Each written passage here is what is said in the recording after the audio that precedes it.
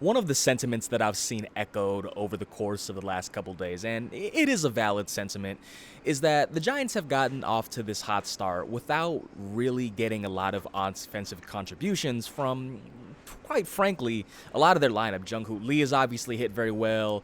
Wilmer Flores has already exceeded last year's home run total. Mike Yastrzemski continues to be hot, so much so that he's elevated to the leadoff spot in this lineup, but they haven't gotten offensive contributions from a lot of their lineup, and one of those guys, of course, is Willy Adames. Now, yes, they have been winning without getting much from their $182 million man. That being said, if the Giants are going to do anything of significance over the course of this year, they are at some point going to need Willy Adames to look like the guy that they signed, the guy who hit the 32 homers, drove in the 112 runs, and stole 21 bases last year. And of course, one game does not make a season, but Adames finally started taking some steps towards looking like the guy that the Giants signed today, as the Giants beat the Philadelphia Phillies 10-4 here on Monday at Citizens Bank Park. Adames hit his first home run as a Giant, an opposite field shot that went over the right center field fence, had a loud single in the first inning as well. I think this is his second multi-hit game as a Giant, and Adames joked with us after the game that he thought that he had lost his power, that it was weird, he couldn't have any power, he couldn't buy a hit. And to that sentiment, it had been 135 plate appearances since Adames hit his last homer, including the postseason. The last day that he homered in a game of substance prior to today was September 14th, 2024. Now, does this automatically mean that Adames has broken his cold streak, that he's going to start hitting homers in bunches? Not necessarily.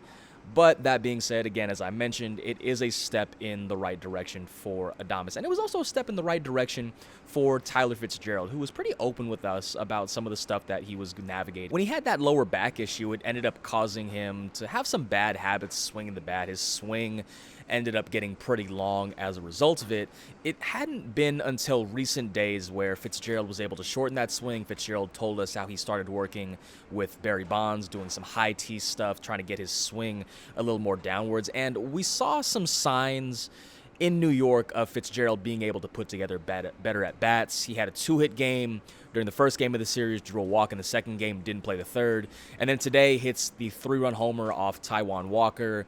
That gives the Giants, up to that point, a 5-run first inning. Willy Adames' homer would make it a 6-run first inning, and then he ends up being a single short of the cycle. Of course, the easiest, quote-unquote, easiest leg of the cycle. He legged out a triple in, I want to say, his third at-bat of the game, where Nick Castellanos he kind of misplayed a ball, took a bad route, and then doubled in his last plate appearance of the day. So didn't end up getting the cycle, but it was by far the most productive day at the plate that he's had this season so far. Someone who has not been struggling, by contrast, is Mike Yastrzemski, who not only drove in 3 runs and hit his third homer of the year, but the home run was against a left-handed pitcher. The first time Yastrzemski had done that in a game, I want to say it was June of 2023, when he hit a walk-off homer against the San Diego Padres. And Bob Melvin remembered that plate appearance because, of course, he was the manager of the San Diego Padres of that time. Landon Rout was able to give the Giants 5 innings today, did allow the 4 earned runs, but it was impressive in the sense that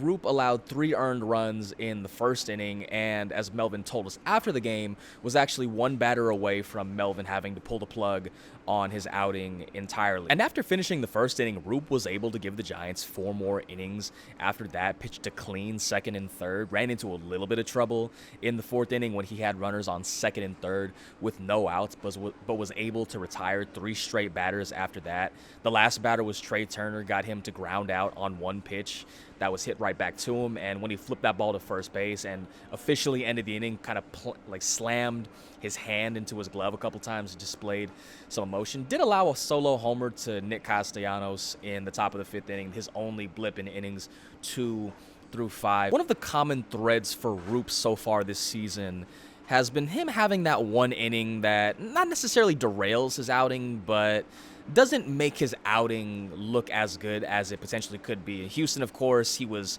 very pristine through the first 4 innings, and then ends up having a rough fifth inning where he's not able to retire a single batter. So, and Roop talked about after the game how that's something he needs to address, how he needs to kind of get over the hump of having that one bad inning that makes the outing just not look as good as it could be. Roop did throw 56 curveballs today, which is the most that has been thrown by a Giants pitcher in a single game in the pitch tracking era. His 15 whiffs were also the most that were generated by a Giant in the pitch tracking era, usurping the 14 that Blake Snell had last year. And there wasn't a point where he was throwing like a crazy amount of curveballs per se, kind of how like Lance McCullers Jr. did that in the 2017 ALCS against the Yankees. But I think the most in a row that he threw at some point was 8.